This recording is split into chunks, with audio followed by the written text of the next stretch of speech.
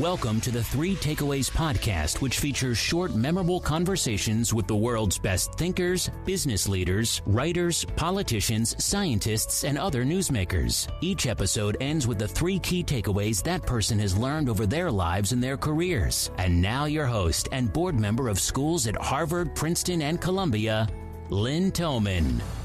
Hi, everyone. It's Lynn Thoman. Welcome to another episode. Today, I'm delighted to be here with Yuval Levin. He's the founding editor of National Affairs, director of Social, Cultural, and Constitutional Studies at the American Enterprise Institute, and a contributor editor of National Review. I'm excited to find out why faith in institutions of all kinds has plummeted and how institutions have become platforms for individual performance. Yuval, thanks so much for being here today. Thank you for having me. My pleasure. What has happened to our trust in institutions? In a sense, there's a cliche that says Americans have been losing faith, losing trust and confidence in institutions for a generation and more. And of course, that's true. The evidence of that is very clear to see. The public opinion surveys, I would say it's probably the best established premise in American public opinion now that Americans have been losing trust in institutions. But I think we don't often enough ask, what does that actually mean? What is trust in an institution, and what would it mean to lose that trust? I think when you start to dig into that, you see that trust in institutions has a huge amount to do with the sense people have that institutions are using their power for the public good, and that people who run them are using their power in a restrained way. They're allowing their ambition to be directed towards some kind of public good, common good.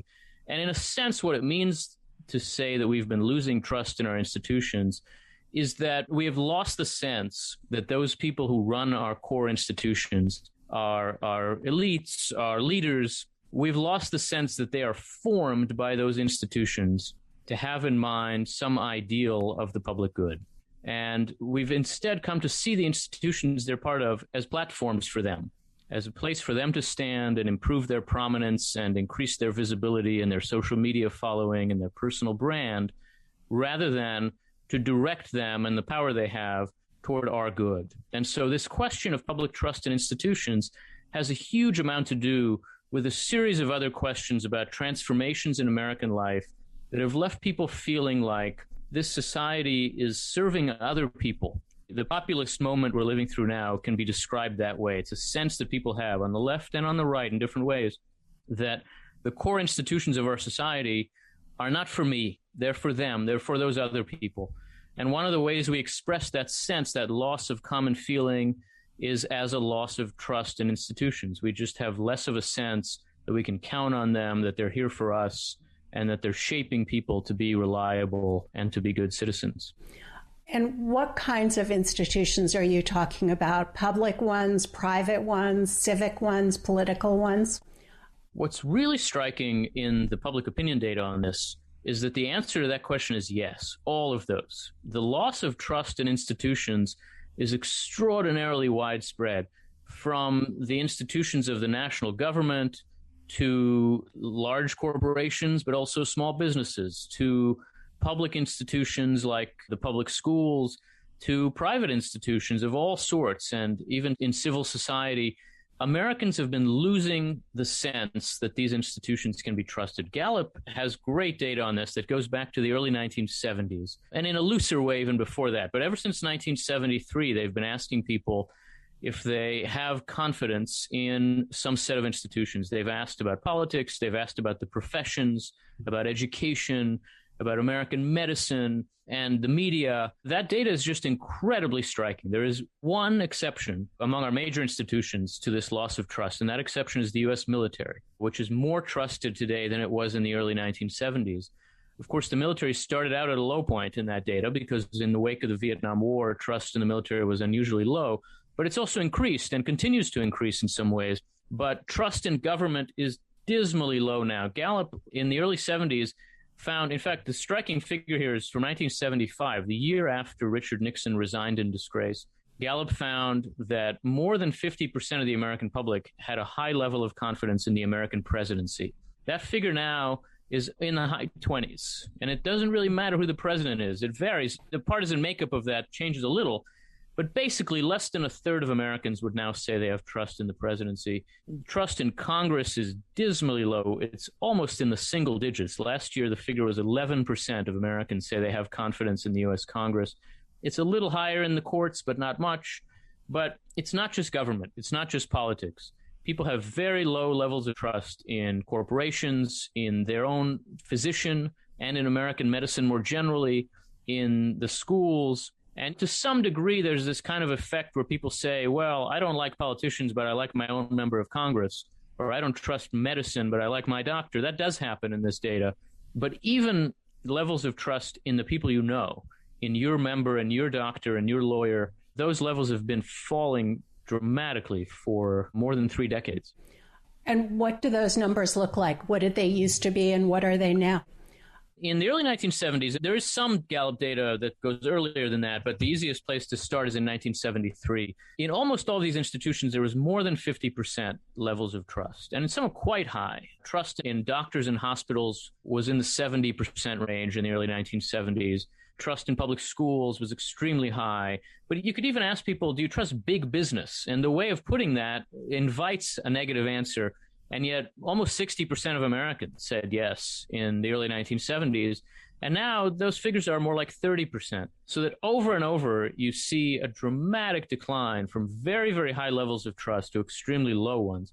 Now, I would say both ends of that story are interesting. On the one hand, Americans did really have very high levels of trust in our institutions in the middle of the 20th century. And you might say that is the unusual situation, not this one.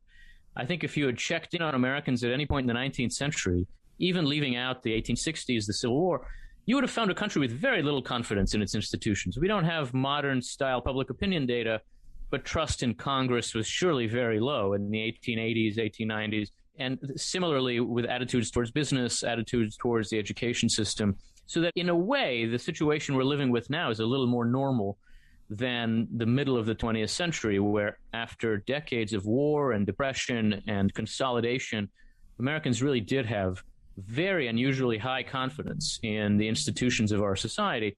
But the decline has been precipitous. It's been really extraordinary. And in some ways, it has accelerated in the 21st century, so that these numbers are falling faster.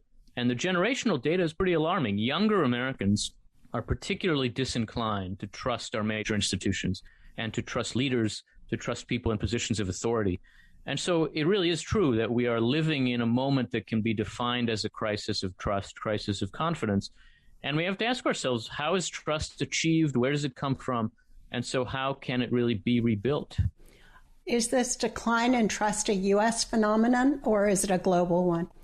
That's an important question, and the answer is a little bit complicated, but broadly speaking, it's a global phenomenon, or at least you would say it's a U.S.-Europe phenomenon. You can see the same levels both of extremely high trust in the 1960s and 70s and of declining trust since about the 1990s, certainly in Britain, to a lesser but significant degree in France and Germany and Belgium and much of the rest of democratic Europe. Obviously, the data is complicated a little bit in the East and by the end of the Cold War.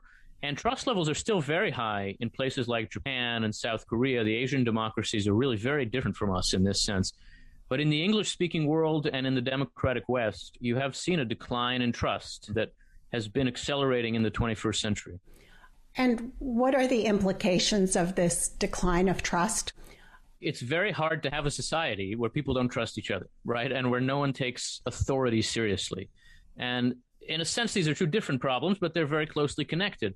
When we say we don't trust people in authority, when we say we don't trust institutions, we're also saying at some level that we don't really quite trust each other. We have a sense that this isn't a society where people are looking out for one another or where people in power are looking out for me. And democracy relies on a huge amount of trust. Everything about the free society requires us to assume that in our everyday lives, we can take modest risks that will work out if we can trust other people. That's true in the marketplace, where we're willing to pay for something and assume that it will arrive a few days later. We have a lot of trust in people when we do that, and we live our lives that way.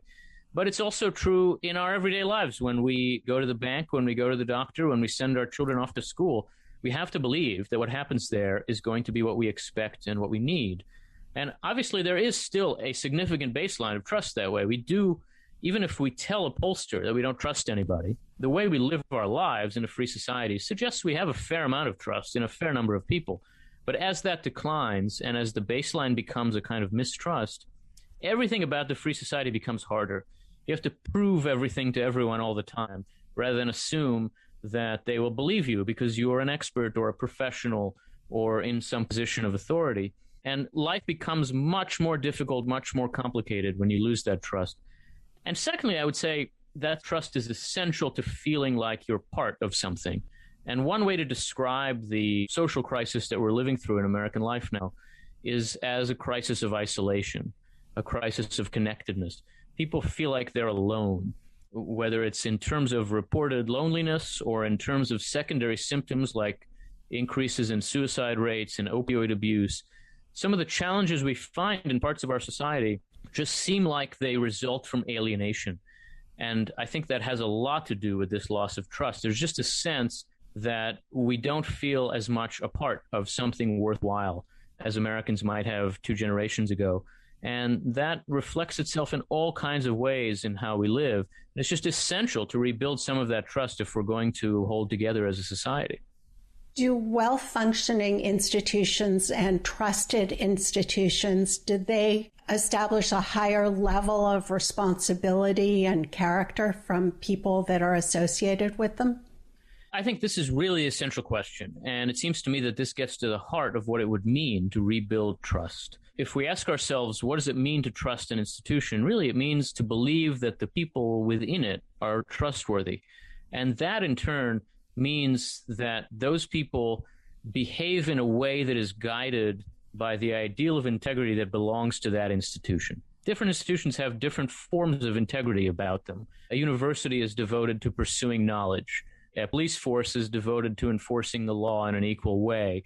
Our politics is devoted to the public interest in some fundamental way.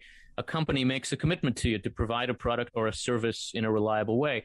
And the people within each of those institutions have to take that ideal and make it their own definition of integrity. And to believe that they do that is to trust the institution. When we find it harder to believe that, essentially what we're saying is we don't trust those people. And we don't trust that the institution imposes some form of behavior, some set of guidelines or a code on those people. And I think that's what's behind a lot of our loss of trust in our political institutions and in our cultural and economic and educational institutions. The exception here is worth thinking about. The U.S. military is trusted to an extraordinary degree by the public. And I think the reason for that is not just that the military is good at its job, but that the military is unabashedly formative. It says to the country, we take men and women and we turn them into soldiers and Marines and sailors and airmen. And that is a better kind of person. And they say it in a believable way because it seems to be true. They really do transform people. And they're not shy about it. That's how they present themselves to our society. And so we take them seriously. When somebody tells you that they went to Harvard, you think, well, maybe that's a smart person. They got into Harvard. When someone tells you they went to the Naval Academy, you think that's a serious person. And not because they got into the Naval Academy, but because the Navy just makes serious people. That's how our institutions should want to be thought of by the public. In their various ways, given their various aims and forms of integrity, they should want to be thought of as that's a place that makes serious people, that makes trustworthy people. And of course, a lot of our institutions now don't seem to be in that business, and so really have become harder to trust. How do you see President Trump and President Biden as leaders of the U.S. government? How did they both see the government and act?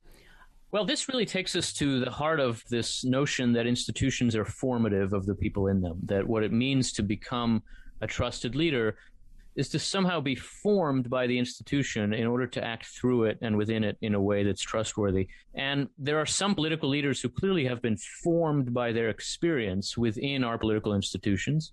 And there are some, especially in our time, who operate as outsiders, who stand outside of that set of institutions and maybe stand on it to gain attention more than work in it. I think Donald Trump is very much an example of the latter kind of leader. He, in fact, uniquely among America's presidents, had not held office before he was president of any kind and had not been a senior military officer or an appointed official, anything like that. His first government job was president of the United States. And he had not been formed, therefore, by some understanding of the structure and interactions and purposes of our political institutions. And so he often could be found, in a sense, acting on the government rather than in or through the government. You'd find him on Twitter yelling at the Department of Justice when the Department of Justice works for the president. And so there are other ways that he could get them to do what he wants. But he understood himself as an outsider, as a commentator, as a performer.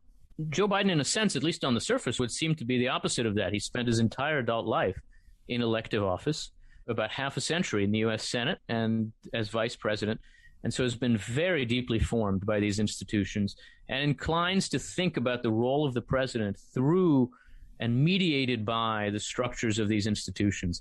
It's early in his presidency, so it's hard to say, but I certainly do think that so far it seems like Biden is much more inclined to allow himself to be shaped by the particular kinds of responsibilities that come with being president. In a sense, to ask the key question that I think goes unasked now in too many of our institutions. The question is, given my role here, how should I behave? And that's a question that says, given the structure of relationships that's established in this institution, what obligations do I have? That's a question that you only ask after you've really been shaped, formed, habituated by an institution over a long period of time. And after a while, it comes naturally. I do think that Joe Biden is unusually well suited to have been formed that way, and time will tell how he functions as president. But I think he comes in at the opposite end of the spectrum from Donald Trump on this question of institutional formation. Let me ask that same question with respect to our members of Congress. How do you see Republican and Democratic members of Congress acting toward the Senate and the House of Representatives? How do you see their role, and what do you think it should be? I think in Congress is where we've really seen this deformation of institutional obligations most profoundly in our politics, where you find a lot of members now, especially younger members, coming into the institution with a sense that what it offers them is a platform, is a way to build their personal brand, to raise their profile and their following, and to play a part in the cultural theater of our politics, rather than to see themselves as legislators formed by the shapes and forms of the institution and acting within it to make deals, to advance legislation, to serve the interests of their constituents. Ultimately, I think the purpose of the Congress in our system of government is to serve as an arena for contention and bargaining. It's a place to make deals. That's Congress. It's not self-evident that way. You have to come to that understanding, because there is another way to think about what it's for. There's a European model of parliament which says the purpose of the parliament is to enable the majority party to have its way until the public throws it out. And European parliaments are just as legitimate legislatures as our Congress, but our Congress has never had that purpose. Its purpose has always been to compel accommodation among differing groups in our society. And it is the only arena in our politics where that kind of bargaining, deal-making, accommodation, literally dealing with each other, when you come from different places in our society, has to happen. When it doesn't happen in Congress, it doesn't happen anywhere. And right now, it isn't happening anywhere. And that contributes enormously to the kind of polarization that we find debilitating our politics. And I think part of the reason for that is this sense that members come in with, that their job is not to bargain with the other party. Their job is to be seen very performatively to complain about the other party, to oppose the other party, to wait until the next election when the other party can finally go away. And in any case, to just channel the frustration of their own voters in the case of each party. The trouble is the other party's not going away. Our differences aren't going to disappear. They have to be worked out. They have to be bargained through. If we're going to make progress on practical problems, the parties have to deal with each other. So that I think the failure of a lot of members of Congress now to grasp their institutional obligations has enormous costs, very practical costs, when it comes to the ability of our government to address its problems. And after a while, members lose the knack, lose the habit of dealing with each other. They lose the sense of how that can work, of what it looks like, what it feels like when a big piece of legislation that has behind it a strange kind of quirky bipartisan coalition is moving through Congress. That hasn't happened in a long time.